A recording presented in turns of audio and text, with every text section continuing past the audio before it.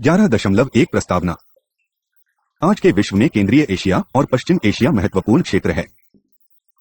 इन दोनों क्षेत्रों में विश्व के 2/3 से भी अधिक प्रमाणित तेल भंडार और प्राकृतिक गैस प्रचुर मात्रा उपलब्ध है, जो आधुनिक औद्योगिक समाज के कामकाज के लिए महत्वपूर्ण है। भारत की तेल खपत का लगभग 2/3 तेल इसी क्षेत्र से आयात होता है और इसका आधे से भी ज्यादा इसी क्षेत्र से, मुख्यतः फारस की खाड़ी से आता है। इस तरह हमारी ऊर्जा आपूर्तियों के लिए यह क्षेत्र निर्णायक है। भौगोलिक रूप से दोनों क्षेत्र एशिया प्रमुख भूभाग को यूरोप और अफ्रीका से जोड़ते हैं और प्रमुख व्यापार मार्ग इन्हीं क्षेत्रों से जुड़े हुए हैं। ऐतिहासिक रूप से ये उन लोगों और संस्कृतियों के लिए प्रवेश द्वार रहे हैं जिन्होंने हमारी सभ्यता को काफी गहराई तक प्रभावित किया है और इसमें बांध लगाए हैं। आज यह समग्र क्षेत्र धार्मिक उग्रवाद और आतंकवाद को बढ़ाने के लिए काफी संवेदनशील माने जाते हैं। भारत की 13 करोड़ 130 मिलियन मुस्लिम आबादी और जम्मू कश्मीर में आगे बढ़ रहे आतंकवाद के मद्देनजर भारत में इसके काफी गंभीर प्रभाव पड़े हैं। इन देशों में आतंकवाद को बढ़ावा देने के पाकिस्तानी प्रयास भारत की चिंताओं को और बढ़ा रहे हैं। ये दोनों क्षेत्र अपनी भौगोलिक निकटता और ऐतिहासिक संलग्नता के कारण अक्सर भारत के प्रदर्शित पड़ोसी माने जाते हैं। कई सामान्यताओं के बावजूद केंद्रीय एशिया और पश्चिम एशिया दोनों अलग अलग क्षेत्र हैं और दोनों के साथ पृथक रूप से व्यवहार करना चाहिए। इस इकाई में कई महत्वपूर्ण पहलुओं के संदर्भ में इन दोनों क्षेत्रों के साथ भारत के संबंधों की चर्चा की गई है। 11.2 केंद्रीय एशिया एक पृष्ठभूमि। 2.1 भौगोलिक स्थिति। केंद्रीय एशिया के अंतर्गत 5 गणराज्य आते हैं। ये हैं कजाकिस्तान, किर्गिज़स्तान, तजाकिस्तान, तुर्कमेनिस्तान और उज़्बेकिस्तान। इस इकाई में इन्हीं पर मुख्य रूप से चर्चा की जाएगी। हालांकि भौगोलिक निकटता और जातीय सांस्कृतिक सादृश्य सजातीयताएं कुछ लोगों को अफगानिस्तान, मंगोलिया और तिब्बत के साथ बीन के जिंगजियांग प्रांतों को भी केंद्रीय एशिया में शामिल करने के लिए प्रेरित करते हैं। ऊपर बताए गए 5 राज्य 1991 में सोवियत के विघटन के परिणामस्वरूप अंतर्राष्ट्रीय पटल पर स्वतंत्र सत्ताओं के रूप में उभरे हैं। ये लगभग 4 मिलियन वर्ग किलोमीटर क्षेत्रफल में फैले हुए हैं, जो भारत के क्षेत्र से काफी बड़ा है। लेकिन इन सभी को मिलाकर कुल आबादी मात्र 5 करोड़ 55 मिलियन है। 2.2 अर्थव्यवस्था। तेल और प्राकृतिक गैस के अलावा यह क्षेत्र कपास, ऊन, रेजन की बाल और बड़े की कुओं जैसे कृषि उत्पादों का प्रमुख उत्पादक एवं निर्यातक है। यहाँ यूरेनियम, सोना, चांदी, खनिज, लौह, कोयला, तांबा, जिंक, सीसा और मैग्नीशियम जैसे निज पदार्थों के पर्याप्त भंडार है। सोवियत संघ के हिस्से के रूप में यह क्षेत्र प्रभात्याग सामाजिक आर्थिक प्रगति का गवाह रहा है। लेकिन तब आर्थिक प्रणाली केंद्रीकृत थी और रूस की मुख्य भूमि से घनिष्ठ रूप से संबद्ध थी। इन संबंधों के विच्छेद और अनुभवी एवं प्रशिक्षित प्रबंधकों, इंजीनियरों, तकनीशियनों और अन्य व्यावसायिकों के प्रवास से भी मुख्यतः रूसी मूल के थे। कई समस्याएं पैदा हुई। इन सभी देशों की अर्थव्यवस्थाएं संक्रमण के दौर से गुजर रही हैं और ये उदारीकरण एवं निजीकरण की कठिन प्रक्रिया से गुजर रही है। वे देश विदेशों की कुशल मानवशक्ति, प्रौद्योगिकी और निवेश की भागीदारी का अपने देश में स्वागत की है। 2.3 राज्यशावस्था और समाज। इन सभी देशों की राजनीतिक व्यवस्था में कमजोर विधानमंडल और न्यायतंत्र वाली मजबूत का अध्याय है। प्रेस और राजनीतिक विष अधिकांशाभावी है। लोकतंत्र की अभी अपनी स्थापित करनी है। 5 राज्य राष्ट्रीय अस्मिता की समस्या जूझ रहे हैं। धर्ना भाषा के आधार पर नई अस्मिता सृजित करने के प्रयास किए जा रहे हैं। यह क्षेत्र इस सामान्य पुनर्जागरण का गवाह है। अलावा अन्य सभी राज्यों में तुर्की भाषा बोली जाती है। लेकिन इन इस्लामिक और सर्व आंदोलनों में वर्तमान नेतृत्व विद्यमान श्री माओ और सोवियतकाल खड़ी की जा रही है, क्योंकि अर्जित आधुनिकता को बेनाए रखना चाहता है। द्वीय एशिया के देशों में ही से भी अधिक कतिशातन और तत्पश्चात सोवियत शासन रहा। प्रत्येक देश की सर्वोपरि प्राथमिकता अतितंत्रता और प्रादेशिक सीमाओं को बनाए रखना है। 2.4 भूसामरिक महत्व।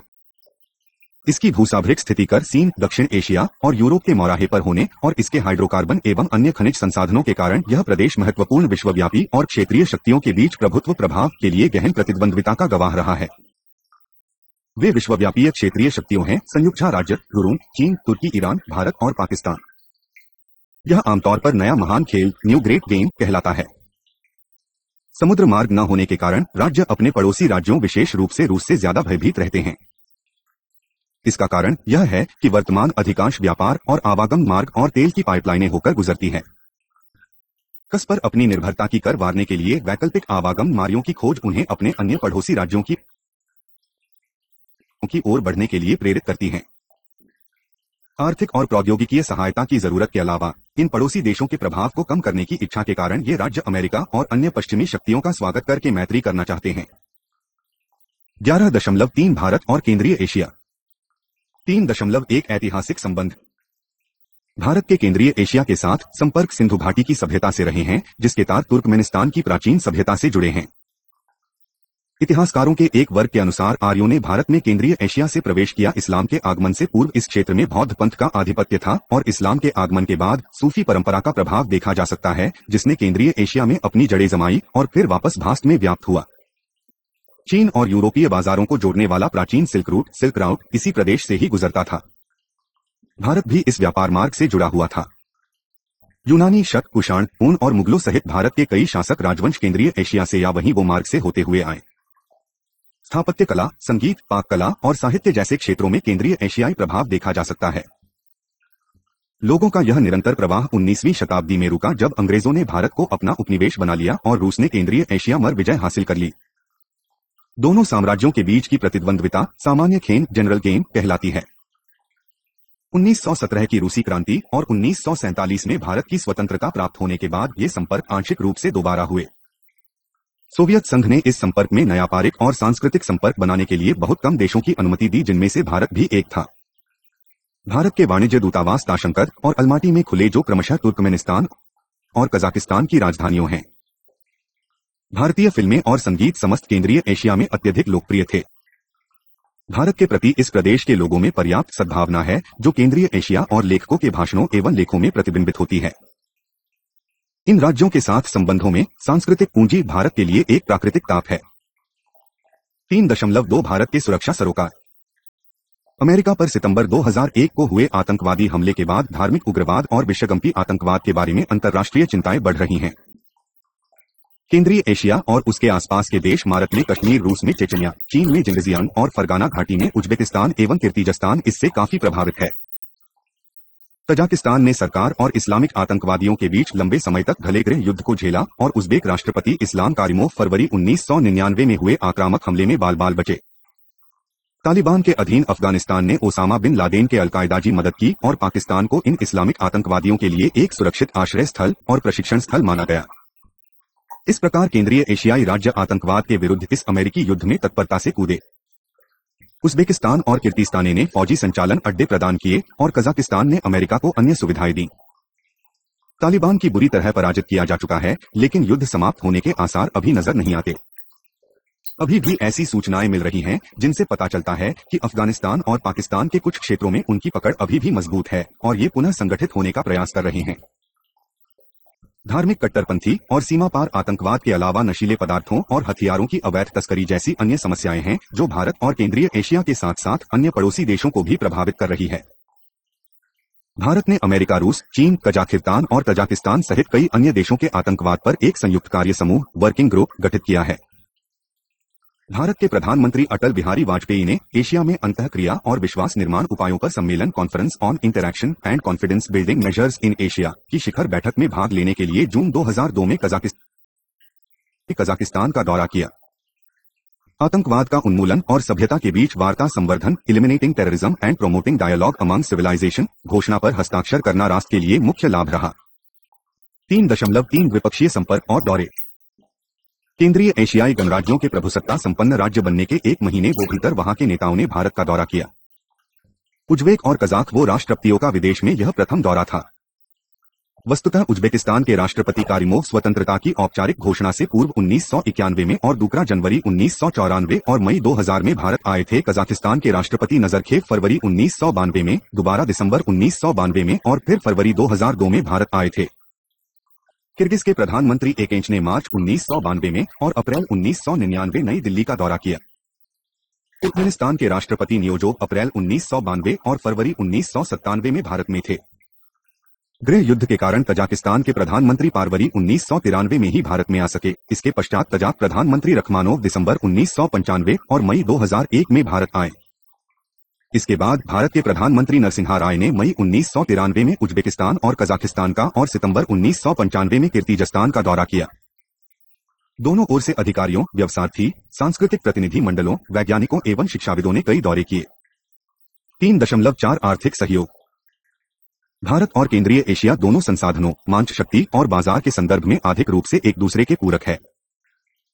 भारत केंद्रीय एशिया में मुख्य रूप से औषधियों और फार्मास्यूटिकल, भाय, मशीनरी और मंत्रों व सिलाए कपड़ों का निर्यात करता है। इस प्रदेश से आयात होने वाली मुख्य वस्तुएं हैं लोहा व स्टील, चांदी व सोना, अलौह धातुएं और रेशे। भारत बैंकिंग, बीमा, भवन निर्माण, तकनीकी शिक्षा और प्रबंधन जैसे क्षेत्रों में अपनी कुशल मान्य शक्ति और विशेषज्ञता प्रदान कर सकता है। सहयोग के प्रमुख क्षेत्र इस प्रकार है। 1. ऊर्जा मारक विश्व में छठे सबसे बड़े ऊर्जा उपभोक्ता के रूप में उभरा और एक अध्ययन के अनुसार इसकी ऊर्जा खपत प्रति वर्ष 6% की दर से बढ़ रही है। भारत अपनी पेट्रोलियम जरूरतों का लगभग 2/3 आबाद करता है। केंद्रीय एशिया और कैस्पियन प्रदेश तेल एवं प्राकृतिक गैस की आपूर्ति के वैकल्पिक स्रोत के रूप में उमर रहे हैं। केंद्रीय एशिया तेल और गैस भंडार में मुख्य रूप से कजाकिस्तान, तुर्कमेनिस्तान और उज्बेकिस्तान में है। भारतीय तेल एवं प्राकृतिक गैस आयोग कजाकिस्तान में कैस्पियन सागर क्षेत्र में दरखान और कुरमानगाजी में तेल के संभावित क्षेत्रीय की खोज करने में सहभागी होने की तैयारी कर रहा है। भारत एसीडेक्गोला और कोजासाई प्राकृतिक गैस क्षेत्रों में उपस्थिति के लिए बोली भी लगाएगा। तुर्कमेनिस्तान, जहां गैस के प्रचुर भंडार हैं, पाकिस्तान को रास्ते भारत में गैस पाइपलाइन बिछाने का इच्छुक। किर्गिस्तान और तजाकिस्तान में विशाल हाइडल संसाधन है। तजाकिस्तान में भूभाग के प्रत्येक वर्ग किलोमीटर में 2 मिलियन के डब्ल्यू अवसर तक हाइडल संसाधन है, जो एक बहुत बड़ा औक्या है। किर्गिस्तान सरकार के पास छोटे और मध्यम आकार के हाइडल पावर स्टेशन विकसित करने के लिए सतत कार्यक्रम है। इस प्रयास के लिए वह भारत को एक वित्त और प्रौद्योगिकी के भावी स्रोत के साथ साथ हाइडल ऊर्जा के आपूर्ति के लिए सबसे बड़े बाजार के रूप में देखता है। आने वाले समय में भारत ऊर्जा के सबसे बड़े उपभोक्ताओं में से एक होगा। इस संदर्भ में एशियाई ऊर्जा समुदाय सृजित करने का विचार उमरा, जिसका लक्ष्य तेल, गैस और ऊर्जा संसाधनों के प्रमुख उत्पादकों और उपभोक्ताओं को इकट्ठा करना है। 2. फार्मास्यूटिकल ला और स्वास्थ्य देखभाल। भारत और केंद्रीय एशिया के बीच सहयोग का दूसरा प्रमुख क्षेत्र है फार्मास्यूटिकल ला और स्वास्थ्य देखभाल। मुख्य रूप से भारत की निपुणता और लागत लाभ के कारण भारत के इस क्षेत्र में विश्व बाजार में प्रतिस्पर्धात्मक लाभ है। जो केंद्रीय एशिया में फार्मास्यूटिकल उत्पादों का निर्यात कर रही हैं, कुछ भारतीय कंपनियों हैं कलरिस लाइफ साइंस, ब्रैंडेक्सी, डॉ Reddy labs, Lupin laboratories, unique laboratories और अरबिंदो फार्मा। इनमें से कुछ कंपनियों केंद्रीय एशिया में ही अपनी विनिर्माण इकाइयों स्थापित करने की योजना बना रही है। कजाक भारत की फार्मास्यूटिकल फैक्ट्री का संयुक्त उद्यम कजाकिस्तान फार्मा अलमाटी में पूर्ण होने की अवस्था में है। 3. सहयोग के अन्य क्षेत्र सूचना प्रौद्योगिकी, आईटी और तकनीकी प्रशिक्षण ऐसे क्षेत्र हैं जिनमें भारत केंद्रीय एशियाई राज्यों में काफी योगदान दे सकता है। इस संबंध में उज्बेकिस्तान, कजाकिस्तान और किर्गिज़स्तान के साथ पहले ही कई समझौते ही चुके हैं। भारत कजाकिस्तान में सॉफ्टवेयर प्रौद्योगिकी पार्क का निर्माण कर रहा है। शिक्षा के क्षेत्र में सहयोग के लिए किर्गिस्तान और भारतीय कंपनी एडुराइट टेक्नोलॉजीज के बीच ज्ञापन समझौते पर हस्ताक्षर किए गए। कार्यक्रम के अंतर्गत भारत ने चुनिंदा भारतीय संस्थानों में सभी केंद्रीय एशियाई देशों के अभ्यर्थियों के प्रशिक्षण के लिए स्लॉट नियत किए हैं। पर्यटन, अंतरिक्ष प्रौद्योगिकी, रक्षा सहयोग, खाद्य एवं कपास प्रसंस्करण, प्रोसेसिंग, पर्यावरण, आपदा प्रबंधन और टेलीकॉम सहयोग के उमरने वाले अन्य क्षेत्र हैं। 4. आर्थिक सहयोग में रुकावटें। पर्याप्त संभावना के बावजूद दोनों क्षेत्रों के बीच व्यापार और निवेश का वास्तविक स्तर बहुत ही कम है। केंद्रीय एशिया को भारतीय निर्यात इसके कुल निर्यात के 2% से भी कम है, जबकि आयात औसत आधार पर कुल भारतीय आयात का केवल 1.5% है। भारत और केंद्रीय एशिया के बीच आर्थिक सहयोग की राह में मुख्य रुकावट दुर्लभ मुद्रा की अनुपलब्धता और परिवर्तन सुविधा सेवाओं का अभाव है। मुद्रा की कभी को नियंत्रित करने के लिए भारत ने प्रत्येक केंद्रीय एशियाई राज्य में अपने क्रेडिटों को बढ़ा दिया है, लेकिन या तो इसका पूरी तरह से उपयोग नहीं किया जाता है या फिर इसे अपर्याप्त माना जाता है। समुचित सूचना चैनलों और क्रियाविधियों के अभाव में यह सहयोग को आगे बढ़ाने में प्रमुख अवरोधों में से एक है। हालांकि सीधा रेल, सड़क, समुद्री संपर्क न होना केंद्रीय एशिया के साथ भारतीय संबंधों में सबसे महत्वपूर्ण बाधा है। वर्तमान मार्ग, जो कृष्ण सागर, काला सागर से होकर जाता है, महंगा है और उसमें काफी समय लगता है। भले ही यह विश्वसनीय और समय की कसौटी पर जौचा परखा है। भारत के लिए सबसे छोटा एवं कम खर्चीला रास्ता ईरान होगा। ईरान में सड़क और रेलवे का नेटवर्क बहुत ही अच्छा है, जो तुर्कमेनिस्तान के रास्ते केंद्रीय एशिया से सीधे जुड़ा हुआ है। भारत ने फरवरी 1997 में इन दोनों के साथ समझौते पर हस्ताक्षर किए ताकि भारतीय बंदरगाहों से ईरान के बंदर अब्बास तक और फिर संख एवं रेल द्वारा केंद्रीय एशिया क्षेत्रों में सामान की आवाजाही हो सके। यह रास्ता पहले से ही बालू है। इस दौरान कुछ एक समस्याएं पैदा हुई हैं, जिनका समय के साथ समाधान होने की भी संभावना है। आवागम के अन्य रास्ते पर इन दिनों चर्चा हो रही है। यह मार्ग है चीन के जिगजियांग प्रांत से होते हुए भारत में लद्दाख से किर्गिज़स्तान तक का रास्ता। लेकिन भारत में अभी लद्दाख से जिगजियांग तक सड़क संपर्क नहीं है। निष्कर्ष के तौर पर यही कहा जा सकता है कि ऐतिहासिक और सांस्कृतिक संबंध जो सामान्य सुरक्षा सरोकारों से जुड़े हुए हैं तथा आर्थिक सहयोग की पर्याप्त संभावना होने के बावजूद भारत केंद्रीय एशिया में अपनी उपस्थिति महसूस कराने के योग्य नहीं हो सका है। 11.4 पश्चिम एशिया एक पृष्ठभूमि। 4.1 इतिहास। आज पश्चिम एशिया विश्व में सबसे परिवर्तनशील और संघर्ष संभावित क्षेत्र है। अतीत में यह 3 महान धर्मों यहूदी, ईसाई और इस्लाम धर्म और मानव इतिहास की कुएं महानतम सभ्यताओं वो उद्भव का साक्षी रहा है। इस क्षेत्र ने प्राचीन काल और मध्यकाल में अब्बासिड और ओटोमैन साम्राज्यों में बेबीलोनियाई और ईरानी साम्राज्यों के अधीन उपलब्धि के उच्च उतार चढ़ाव देखे। 19वीं शताब्दी और 20वीं शताब्दी के प्रारंभ में ओटोमैन सत्ता के पतन से ब्रिटिश प्रभाव में वृद्धि हुई जिसने भारत के बचाव में हरी पश्चिमी बाजू पावम वेस्टर्न फ्लैंक माना। हालांकि ईरान में 20वीं शताब्दी के प्रारंभ में तेल की खोज से और उसके बाद फारस की खाड़ी वो आसपास अधिक प्रचुर भंडारी के पता लगने से यह प्रदेश प्राचीन व विकासशील महान शक्तियों के लिए रुकेंद्र बन गया। 4.2 राजनीति और समाज। पश्चिम एशिया में इस्लाम धर्म के अनुयायियों की बहुलता के बावजूद इस प्रदेश में उल्लेखनीय सांप्रदायवादी और जाति नृसांस्कृतिक विविधता है। इस क्षेत्र में 4 अलग अलग मानव जाति संस्कृतियों का अस्तित्व है। वे हैं तुर्की, फारसी, अरबी और इजरायली। तुर्क और फारसी क्रमशः तुर्की और ईरान राज्यों में हैं। अरबी लोग पश्चिमी एशिया और उत्तरी अफ्रीका के 20 से भी ज्यादा राज्यों में व्याप्त है। इजराइल यहूदी राज्य है जो 1948 में सत्ता में आया। जहां इराक और बहरीन, जहां सुन्नी शासन से अधीन शिया बहुसंख्यक हैं, को छोड़कर अरब के सभी राज्यों में सुन्नियों का प्राधान्य है, वहीं ईरान में शिया का प्रभुत्व है। इन विभाजनों ने प्रदेश में तनाव और संघर्षों को जन्म दिया। अरब के लोगों में ही परस्पर अंदरूनी दुश्मनियां हैं। दूसरे विश्व युद्ध के बाद नासिर के मिस्र, बाथिस्ट सीरिया और इराक के नेतृत्व में धर्मनिरपेक्ष उपनिवेशवाद विरोधी और सोवियत समर्थक शक्तियों का अब राजनीति पर प्रभुत्व था।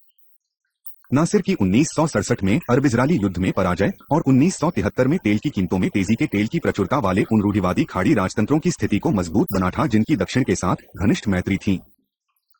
इस क्षेत्र में मुख्य संघर्ष अरब फिलिस्तीनियों की स्वतंत्र राज्य की मांग के प्रश्न पर है। इजराइल इसके विरुद्ध है क्योंकि वह इन्हें आतंकवाद का दोषी ठहराता है। आमतौर पर ऐसा माना जाता है कि अमेरिका इजराइल को प्रति सहानुभूति रखता है। 1967 और 1973 के युद्धों में अरब की हार और इजराइल फिलिस्तीनी वार्ताओं की असफलता का मूल कारण अधिकांश लोग प्रदेश में आतंकवाद और धार्मिक उग्रवाद का बढ़ना मानते हैं। बढ़ती हुई आबादी, सामाजिक आर्थिक गतिहीनता और अधिकांश राज्यों में लोकप्रिय सहभागिता के लिए क्रियाविधि का अभाव कुछ अन्य कारक है जिन्हों कारण अलगाव की स्थिति बन गई है। इस क्षेत्र में प्रबल अमेरिका की प्रबल उपस्थिति से, विशेष रूप से मुस्लिम पवित्र स्थानों में, यहाँ के लोगों में गहरा रोष है। इस रोब ने अमेरिका को सऊदी अरब से अपनी सेनाएं वापस बुलाने के लिए प्रेरित किया। 4.3 भूसामाजिक स्थिति। इस क्षेत्र में 1971 में ब्रिटिश की वापसी के बाद अमेरिका ने अपनी उपस्थिति को बढ़ा लिया है। शुरू में अमेरिका ने पश्चिमी हित संरक्षक के रूप में शाह के अधीन ईरान निर्मित करने का प्रयास किया। ईरान में 1979 में इस्लामिक क्रांति के फलस्वरूप पश्चिमी विरोधी शासन सुदृढ़ता से सत्ता में आया। इसे पश्चिमी खाड़ी राजतंत्र समर्थक के लिए एक विकट चेतावनी माना गया। इस कारण और इसी वर्ष यो दौरान अफगानिस्तान में सोवियत हस्तक्षेप से अमेरिका को इस क्षेत्र में अपनी भौतिक उपस्थिति बढ़ाने का बहाना मिला। कार्टर सिद्धांत के अंतर्गत अमेरिका ने सैन्य हस्तक्षेप के अधिकार का दावा प्रस्तुत किया। इस उद्देश्य को लिए रैपिड डिप्लॉयमेंट फोर्स (RDF) और केंद्रीय कमांड सेंटकॉम को मजबूत बनाया गया। शीत युद्ध की समाप्ति और सोवियत संघ विघटन के कारण इस क्षेत्र में अमेरिका का पूर्व प्रभुत्व तो था ही, अब पूरी तरह से प्रभुत्व हो गया। यह 1991 में साफ तौर पर कवैत संकट वो दौरान नजर आया। अमेरिका के नेतृत्व वाली सेनाओं ने न केवल सैन्य रूप से इराक को पराजित किया और उन्हें कुवैत से बाहर कर दिया, बल्कि इसे सख्ती से संयुक्त राष्ट्र के द्वारा आदेश प्राप्त आर्थिक प्रतिबंधों के अधीन रखा। तब से इस क्षेत्र में ईरान और इराक पश्चिमी हित के लिए मुख्य खतरे माने जाते हैं।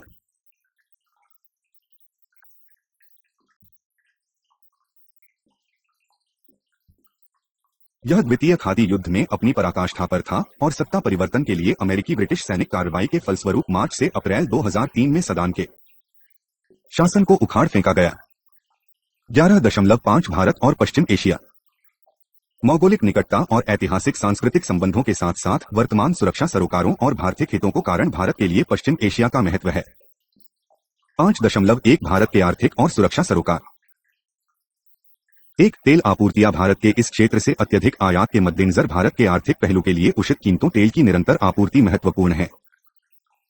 इस क्षेत्र में अरब इजराइल युद्ध, ईरान इराक युद्ध और कुवैत संकट जैसे किसी भी प्रकार का परस्पर विरोध से तेल आपूर्ति में और या कीमत में वृद्धि की संभावना हो सकती है, जो भारतीय अर्थव्यवस्था पर अतिरिक्त बोझ होगा। 2. धन प्रेषण आदि क्षेत्र में 30,50,000 3.5 मिलियन से भी अधिक भारतीय प्रवासी कामगार हैं। उनका वार्षिक धन प्रेषण कुछ थोड़े से बिलियन डॉलर राशि के बराबर है और यह देश के लिए सर्वाधिक विदेशी मुद्रा कमाने वालों में से है। उनका हित भारत के लिए मुख्य सरोकार है। इस क्षेत्र में किसी भी प्रकार का तनाव या इन देशों के साथ भारत के संबंधों के इन प्रवासी कामगारों और भारतीय अर्थव्यवस्था पर भी प्रतिकूल परिणाम हो सकते हैं। धार्मिक उग्रवाद भारत में अत्यधिक स्वदेशी मुस्लिम आबादी और कश्मीर में आतंकवाद के मद्देनजर इस क्षेत्र में सभीचादी धार्मिक सत्यों का प्रमूल्य भारत के लिए गंभीर चेतावनी ही सकती है। सर्व इस्लामवाद के नारे तले पाकिस्तान स्थिति का शोषण करने का प्रयास करता है। कश्मीर मुद्दे पर इस्लामिक संगठन सम्मेलन ओ द्वारा पाकिस्तान के प्रति दिखाई गई सहानुभूति इसका प्रमाण है। 4. वाणिज्यिक संपर्क और व्यापार मार्ग भारत का पश्चिम एशिया के साथ व्यापार काफी अच्छा है। भारतीय अर्थव्यवस्था के उदारीकरण ने इन वाणिज्यिक संघकों को और मजबूती प्रदान की है। इस क्षेत्र में हमारा आयात 20% से भी अधिक है, वह भी मुख्यतः हाइड्रोकार्बनों का, और हमारा निर्यात 10% है, जिसमें गेहूं, रुपया, बासमती को छोड़ अन्य चावल और इंजीनियरी एवं विनिर्मित वस्तुएं शामिल है। भारतीय निर्माण कंपनियों को इस क्षेत्र से कुछ ठेके मिले हैं और इराक में पुनः निर्माण के मुद्देनजर यहां प्रचुर अवसर हैं। फारस की खाड़ी और स्वेज नहर ऐसे मुख्य जलमार्ग है जिनके रास्ते भारत का अधिकांश व्यापार किया जाता है। इस तरह देश के लिए इन मार्गों की सुरक्षा महत्वपूर्ण है। हवाई यात्रा और परिवहन के युग में पश्चिम की ओर जाने कली विमान सेवा के संदर्भ में पश्चिम एशिया भारत की अभिन्न कड़ी बन चुका है। जैसा कि हम पहले बता चुके हैं, केंद्रीय एशिया के साथ हमारे आपसी संपर्क में ईरान आवागम के एक महत्वपूर्ण मार्ग के रूप में उभर रहा है। 5.2 भारतीय नीति का उद्भव। स्वतंत्रता के पश्चात भारत ने गुटनिरपेक्ष नीति के अंतर्गत पश्चिम एशिया के उन देशों की ओर दोस्ती का हाथ बढ़ाया है जो विरोधी प्रतिद्वंद्वी सैनिक गुट में शामिल होने के लिए शीत युद्ध दबाव का प्रतिरोध रहे थे। इसके परिणामस्वरूप भास्त के, नासिर के मिस्र और इराक के बाथिस्ट के साथ घनिष्ठ संबंध स्थापित हो पाए। उधर पाकिस्तान, इंग्लैंड, तुर्की, ईसन और इराक अमेरिका समर्थित 1955 के बगदाद समझौते, 1955 की क्रांति के बाद इराक के हट जाने के बाद, जिसे सेंटो नाम दिया गया, के सदस्य बन गए। भारत द्वारा फिलिस्तीन को निरंतर समर्थन प्रदान किए जाने के कारण अरब राज्यों में भारत के प्रति एक अनुकूल छवि बनी। इसके साथ ऐतिहासिक संबंध और प्रबल वाणिज्यिक संपर्कों ने भारत को इस क्षेत्र के लगभग सभी देशों के साथ अच्छे संबंध बनाने में मदद की। फिलिस्तीनी मुरा ने इजराइल के साथ साथ फिलिस्तीन को जीवनक्षम राज्य के सूजन के लिए नैतिक और राजनीतिक समर्थन को बढ़ाया। भारत का दृष्टिकोण है कि फिलिस्तीन के प्रश्न का मूल अब इजरायली संघर्ष है। फिलिस्तीनी मुक्ति संगठन पी को फिलिस्तीनी लोगों के एकमात्र वैध प्रतिनिधि के रूप में मान्यता देने वाला भारत पहला गैर अरब देश बना। भारत ने जनवरी 1975 में नई दिल्ली में फिलिस्तीन को अपना कार्यालय खोलने की अनुमति प्रदान की। नई दिल्ली में पी कार्यालय को मार्च 1980 में पूर्ण राजनयिक पहचान के लिए मंजूरी मिली। भारत ने नवंबर 1988 में फिलिस्तीन राज्य की मान्यता को मंजूरी दी और नई दिल्ली में पी कार्यालय ने फिलिस्तीन राज्य के दूतावास के रूप में काम करना शुरू कर दिया। फिलिस्तीनी राष्ट्रीय प्राधिकरण पी की संस्थापना के एकदम बाद भारत ने पी के साथ प्रभावशाली समन्वय सुनिश्चित करने के लिए 25 जून 1996 में गाजा में अपना प्रतिनिधित्व कार्यालय खोला। 1991 में मैड्रिड सम्मेलन के साथ प्रारंभ हुई मध्य पूर्व शांति प्रक्रिया के शुरुआती दौर से ही भारत ने इसका समर्थन किया। इसने इजरायलियों और फिलिस्तीनियों के बीच हुए अगले सभी शांति समझौतों का अनुमोदन भी किया। फिलिस्तीनी नेताओं ने भारत के कई दौरे किए। अगस्त 2001 में राष्ट्रपति यासर अराफात नई दिल्ली आए। भारत ने फिलिस्तीन क्षेत्रों में विकास कार्यों के लिए वित्तीय एवं तकनीकी सहायता में वृद्धि की है। IR योजना के अंतर्गत भारत द्वारा फिलिस्तीनी विद्यार्थियों को छात्रवृत्तियां और कार्यक्रम के अंतर्गत प्रशिक्षण कार्यक्रमों के लिए छात्रवृत्तियों प्रदान की जाती है। 4. इजराइल भले ही भारत 1950 में इजराइल के यहूदी राज्य की मान्यता प्रदान कर चुका था, लेकिन पूर्ण राजनयिक संबंध उसने 1992 में ही स्थापित किए। तब से अब तक सार्मिक उग्रवाद और विश्वव्यापी आतंकवाद के आम सरोकारों के मद्देनजर दोनों देश के बीच संबंध बढ़े हैं। भाषा और इजराइल ने आसूचना आदान प्रदान और प्रतिविद्रोह काउंटर इंसर्जेंसी में नजदीकी सहयोग विकसित किया है। भारत इजरायली शस्त्रों का प्रमुख खरीदार बन गया है। विज्ञान और प्रौद्योगिकी और विशेष रूप से शुष्क भूमि कृषि ड्राईलैंड फार्मिंग जैसे क्षेत्रों में भारत इजराइल सहयोग की काफी संभावना है। हाल ही में उच्चस्तरीय द्विपक्षीय दौरों में एकदम तेजी आई है। 1999 में राष्ट्रीय सुरक्षा सलाहकार ब्रिजेश मिश्र ने इजराइल का दौरा किया और वहां के प्रधानमंत्री इहुद बराक से मिले। गृह मंत्री लालकृष्ण आडवाणी और उसके बाद विदेश मंत्री जसवंत सिंह अगले वर्ष इजराइल गए। इजरायली प्रधानमंत्री ने सितंबर 2003 में भारत का दौरा किया और दोनों देशों ने द्विपक्षीय संबंधों को सुदृढ़ करने और क्षेत्रीय और विश्वव्यापी सभी स्तरों के आतंकवाद से लड़ने निर्णय लिया। इराक संकट भारत और इराक ने 1970 और 1980 के दशक में घनिष्ठ राजनीतिक और आर्थिक संबंध स्थापित किए। इसे संयोग ही कहा जा सकता है कि दोनों देशों ने तत्कालीन सोवियत संघ के साथ मैत्री संधियों करने का निर्णय लिया। 1971 में भारत में और 1972 में इराक है। एक समय ऐसा था जब इराक भारत की तेल की 30% जरूरतों की पूर्ति का स्रोत था और वहां कार्य कर रहे 90,000 भारतीयों का घर था। केवल यही एक अरब देश था जिसने कश्मीर मुद्दे पर भारत का निरंतर समर्थन किया। इस देश में भारतीय फर्मों को कुछ सबसे बड़े ठेके भी मिले। 1991 में कुवैत पर इराक के आक्रमण से भारतीय विदेशी नीति के समक्ष एक कठिन विकल्प खड़ा हो गया। आक्रमण के कारण तेल के दामों में हुई वृद्धि से भारत के भुगतान संतुलन पर गहरा बोझ पड़ा। भारत शांतिपूर्ण राजनीतिक निपटारे के पक्ष में था, लेकिन बाद में उसने संयुक्त राष्ट्र सुरक्षा परिषद संकल्य 661 और 678 का समर्थन किया, जिसमें इराक की निंदा की गई थी और उसके विरुद्ध बल का प्रयोग करने के लिए प्राधिकृत किया गया था। 1991 के खाड़ी युद्ध के पश्चात पूरे विश्व में भारत ने दृढ़तापूर्वक कहा कि संयुक्त राष्ट्र द्वारा इराक के विरुद्ध लगाए गए अविवेकपूर्ण और अन्यायपूर्ण प्रतिबंधों को हटाना चाहिए और वह इराकियों की तकलीफों के प्रति संवेदनशील था। सन 2003 के इराक संकट के दौरान नई दिल्ली ने अमेरिका की सैनिक कार्रवाई के प्रति चिंता व्यक्त की, क्योंकि इससे मानव और सामग्री के प्रभावित होने की संभावना थी और तेल की कीमतें भी प्रभावित हो सकती थीं। भारत चाहता था किसी भी प्रकार की सैनिक कार्रवाई संयुक्त राष्ट्र द्वारा प्राधिकृत होनी चाहिए। इराक के विरुद्ध अमेरिका का मती भारत ने समर्थन किया और न ही इराक के विरुद्ध उस पर किए गए हमले की खुलकर आलोचना की। इस तरह भारत सरकार ने बीच का रास्ता अपनाया। हालांकि भारतीय संसद के दोनों सदनों ने सर्वसम्मत प्रस्तावों में अप्रैल 2003 बिना संयुक्त राष्ट्र के अधिकार के बिना की जाने वाली सैनिक कार्रवाई पर खेद प्रकट किया। ईरान पश्चिमी एशिया के देशों में से ईरान भौगोलिक, ऐतिहासिक और सांस्कृतिक दृष्टि से भारत के सबसे नजदीक है। शाह के हारान काल के दौरान भारत के ईरान के साथ मैत्रीपूर्ण संबंध थे, जो 1979 की इस्लामिक क्रांति के बाद कमजोर पड़ गए। 1990 के दशक के दौरान भारत और ईरान ने सुधारोन्मुख और व्यावहारिक नेतृत्व के अधीन एक बहुपक्षीय संबंध बनाने के लिए कदम उठाए। इससे दोनों देशों के बीच विभिन्न विश्वव्यापी और क्षेत्रीय मुद्दों पर बढ़ी आमरायु है। संयोगवश भारत का ईरान के संबंध में दृष्टिकोण रूसी स्थिति के अनुरूप है। यह अमेरिका के उस दृष्टिकोण से मिग्न है जो ईरान को दुष्ट, धूर्त राज्य या बुराई की धुरी बताता है। ईरान केंद्रीय एशिया विस्तृत ब्यौरे के लिए देखिए 11 मार्च 2004 और यहां तक कि रूस के साथ व्यापार के लिए भारत के सर्वाधिक उपयुक्त पारगमन आने जाने विकल्प के रूप में उभर रहा है। नई दिल्ली, मॉस्को और तेहरान ने 12 सितंबर 2000 को सेंट पीटर्सबर्ग में उत्तर पश्चिम मार्ग कॉरिडोर के माध्यम है ईरान के रास्ते से को भारतीय माल भेजने के लिए समझौते पर हस्ताक्षर किए।